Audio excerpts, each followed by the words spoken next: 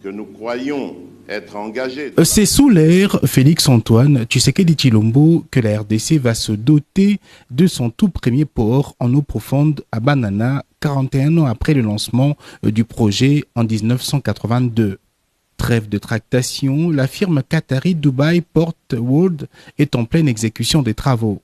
Pour s'en imprégner, le ministre de Transport, Voies de Communication et Désenclavement, Maître Marc Ekila Likombo, a effectué une descente sur place avec la directrice générale de la Congolaise de Voies Maritimes et le directeur général adjoint de l'ONATRA.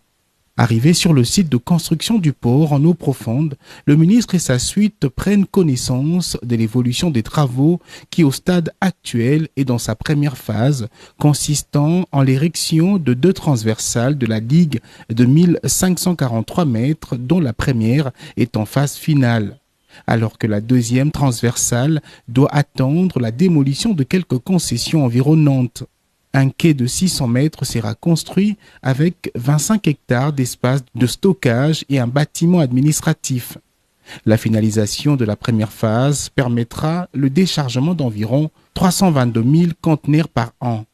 Après les explications reçues durant sa ronde, le constat est encourageant. Je voudrais vraiment rendre tous les hommages les plus mérités à son Excellence, Monsieur le Président de la République, chef de l'État, et aussi au premier d'entre tous les warriors.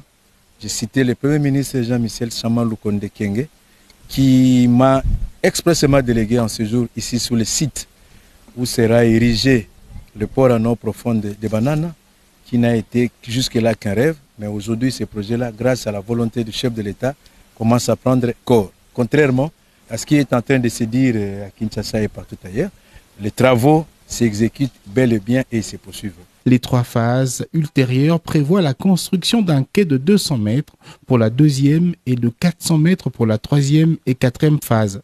Le gouvernement congolais attend la livraison de ce méga projet d'ici 2025, après la pose de la première pierre en janvier 2022 par le chef de l'État Félix-Antoine Tshisekedi Tshilombo. Ce projet vise à offrir à la RDC une voie d'accès aux marchés internationaux et à réduire la dépendance vis-à-vis des pays voisins.